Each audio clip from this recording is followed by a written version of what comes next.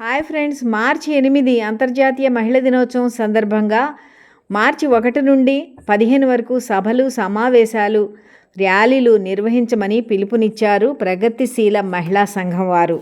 దానిలో భాగంగా విశాఖ జిల్లా కమిటీ మార్చి 1వ తేదీ నుండి 14వ తేదీ వరకు జిల్లా వ్యాప్తంగా కార్యక్రమాలు నిర్వహించి 15/3/2024న జీవీఎంసీ గాంధీ విగ్రహం వద్ద మార్చి 8 సభ నిర్వహించారు.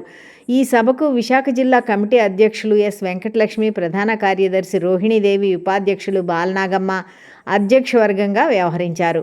ప్రగతిశీల మహిళా సంఘం రాష్ట్ర ప్రధాన కార్యదర్శి ఎం లక్ష్మి గారు, Savitribai Phule educational and charitable trust chairperson గూడు సీతామహాలక్ష్మి గారు, భారత నాస్తిక సమాజం రాష్ట్ర అధ్యక్షుడు టి శ్రీరామ్మూర్తి, ఐఎఫ్టియు రాష్ట్ర ఉపాధ్యక్షులు M Venkateswarlu, CPI ML new democracy Visakha Vizianagaram area committee అధికార ప్రతినిధి వై కొండయ్య గారు, అరుణోదయ సాంస్కృతిక సమాఖ్య రాష్ట్ర కార్యదర్శి కె నిర్మల, దళిత విముక్తి కన్వీనర్ ఎస్వి రమణ, మురికివాడ నివాసుల సంక్షేమ సంఘం పూర్వ అధ్యక్షులు కె రవి, కన్వీనర్ ఈశ్వరలక్ష్మి, మానవ హక్కుల వేదిక జిల్లా అధ్యక్షులు శరత్ తదితరులు మాట్లాడారు.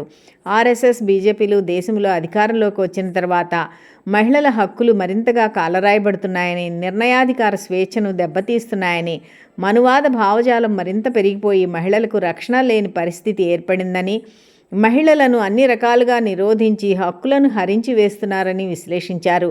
మహిళలు గుడిలో, బడిలో, పనిలో, ఇంట్లో అన్ని సందర్భాల్లోనూ అణచివేతకు గురవుతున్నారని ఆందోళన వ్యక్తం చేశారు. మహిళల జనాభాకు అనుగుణంగా పార్లమెంటులో, శాసనసభలో 50% రిజర్వేషన్ కోరితే కేవలం 33% చట్టంగా చేసి దాని కూడా అనేక రకాల ఆంక్షలు పెట్టి అది కూడా 2029 తర్వాత అమల్లోకి వచ్చే విధంగా అత్యంత దుర్మార్గమైన పద్ధతిలో కేంద్ర ప్రభుత్వం చట్టం చేసిందని ఆరోపించారు. దేశంలో ఫాసిస్టు పాలన వేగం పుంజుకుంటున్న కొద్దీ అనేక రకాలుగా దాడికి గురవుతున్నారని తెలియజేశారు.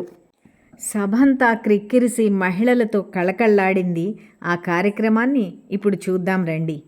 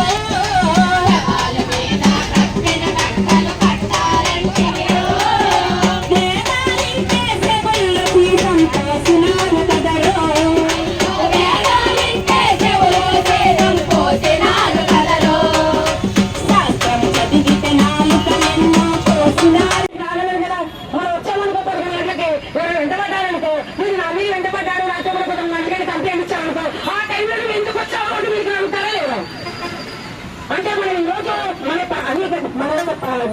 బలీనాలతో పాటు మన నుంచి వంటలకు జరుగుతోంది. అంటే ఇదే కాదమ్మా, ప్రధానంగా ఆడవాళ్ళ మీద హింస అన్ని రకాలుగా జరుగుతుంది. ఇది జరిగేటప్పుడు మనం ఉపాధి రక్షించుకోవడం కోసం ఎంతమంది పోరాడుతున్నారని కూడా మీకు 2 విషయాలు మీకు తెలియజేస్తాను. ప్రతిశీల మహిళా సంఘం ఈసారి ఇచ్చిన పిలుపు మేరకు నిన్యాధిక హక్కులతో పోరాడదాం.